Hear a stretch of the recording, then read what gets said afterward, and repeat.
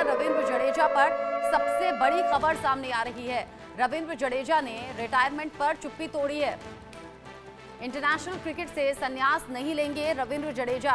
Social media पर share की Insta story. Fan से अफवाहों पर ध्यान न देने की गुजारिश की गई है। फैन से कहा गया है अफवाहों पर ध्यान मत दीजिए। क्रिकेटर रविंद्र जडेजा पर इस वक्त सबसे बड़ी खबर सामने आ रही है। रिटायरमेंट को लेकर चुप्पी तोड़ी है और इंटरनेशनल क्रिकेट से संन्यास नहीं लेने की बात रविंद्र जडेजा ने कही है। सोशल मीडिया पर इंस्टा स्टोरी शेयर करते हुए कहा है, फैंस से कहा है कि आप अफवाहों पर ध्यान मत दीजिए, क्योंकि कुछ खबरें ऐसी निकलकर सामने आ रही थी रविंद्र जडेजा के संन्यास से जुड़ी हुई, जिस पर रविंद्र जडेजा ने चुप्पी तोड़ी है और ये ठीक चैंपियंस ट्रॉफी के खत्म होने के बाद में हुआ है। फैंस से अफवाहों पर ध्यान न देने के लिए कहा है। रविंद्र जडेजा ने सोशल मीडिया पर यह ऐलान करके बता दिया है कि वो संन्यास अभी नहीं लेने वाले हैं।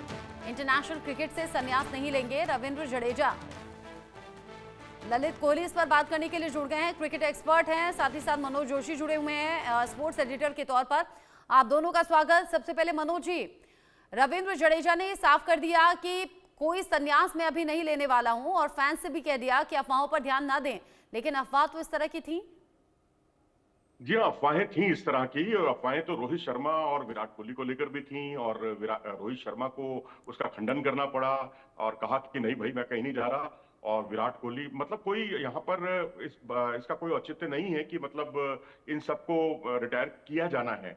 दरअसल होता यह है कि जब आप 36-37 के को पार कर जाते हैं या इस उम्र में होते हैं, तो फिर आकलन ये किया जाता है कि जो अगला वर्ल्ड कप आना है उसमें वो 2027 का, तो 2027 तक आपकी उम्र कितनी होगी। तो जब आप 38-39 साल के हो जाएंगे तो क्या आप यंगस्टर को compete कर पाएंगे? मैं तो समझता हूं कि अगर आपका फिटनेस लेवल ठीक है, अगर आपके रिफ्लेक्सेस ठीक हैं, और अगर आप यंगस्टर को compete करने की आप में क्षमता है, तो फिर मेरे ख्याल से इन्हीं खिलाड़ियों पर भरोसा किया जाना चाहिए, क्योंकि इन्होंने रिजल्ट दिए हैं। अब आप देखिए ना, 19 साल से हमें आईसीसी की ट्रॉफी नहीं मिली थी। 1983 में जब हमने वर्ल्ड कप जीता, तो उसके तुरंत उसके करीब 2002 में जाकर हमें जो है ज्वाइंटली हमने चैंपियंस ट्रॉफी उठाई थी। यानी 19 साल तक कोई आईसीसी ट्रॉफी नहीं मिली, और अब 8 महीने में आपको दो आईसीसी ट्रॉफी मिल गई, जिसमें विराट कोहली का बहुत बड़ा योगदान, रोहित का योगदान, और जडेजा ने भी अपनी तरफ से कंट्रीब्यूट किया है निश्चित तौर पर।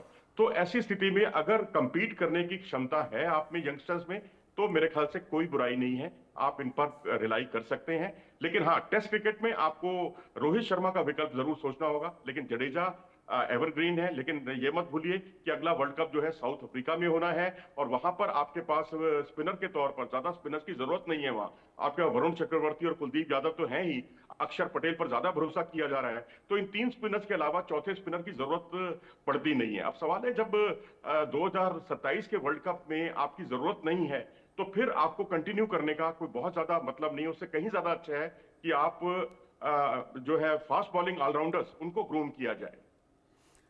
जिस तरीके से आपने अपना पूरा थॉट इस पर बता दिया कि क्या कुछ इसके पीछे सोच रही होगी और क्या वो सिचुएशंस बनी और कैसे 8 महीने के भीतर 2 ट्रॉफी आईसीसी की टीम इंडिया ने अपने नाम की है, ये बेहतरीन प्रदर्शन को दिखाता और बताता है।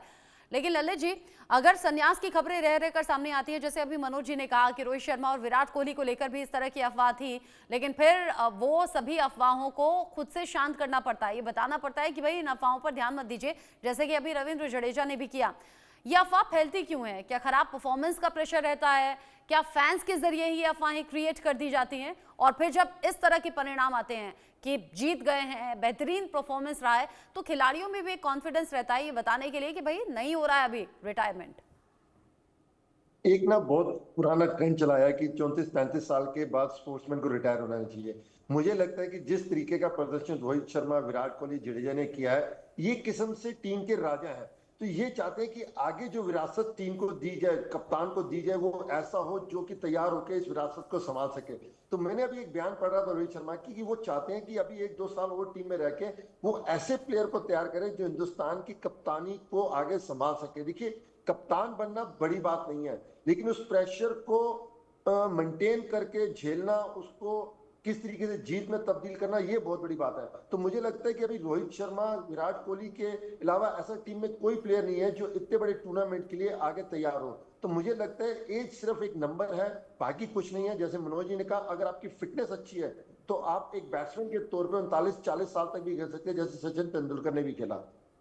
अगर एज नंबर नहीं है तो आप देखिए अमिताभ बच्चन आज तक काम कर रहे हैं, जबकि उनके साथ की उम्र के लोग रिटायर हो गए हैं या घर बैठे हुए हैं। तो मुझे लगता है अगर आपका फिटनेस लेवल अच्छा है, आप चुस्त तंदुरुस्त हैं, तो आप इस मकाम को और आगे बढ़ाइए। और जहां तक रही कप्तानी की बात और फिटनेस की बात, देखिए मैं अभी भी रोहित शर्मा और विराट कोहली की बात से सहमत हूं कि इस विरासत को संभालने के लिए बहुत मजबूत कंधे चाहिए। और अभी फिलहाल इंडियन टीम में ओडीआई टीम को संभालने के लिए ऐसा कंधा दिखाई नहीं दे रहा। हो सकता है 2-3 साल में तैयार हो जाए, जब तक अगला वर्ल्ड कप आए।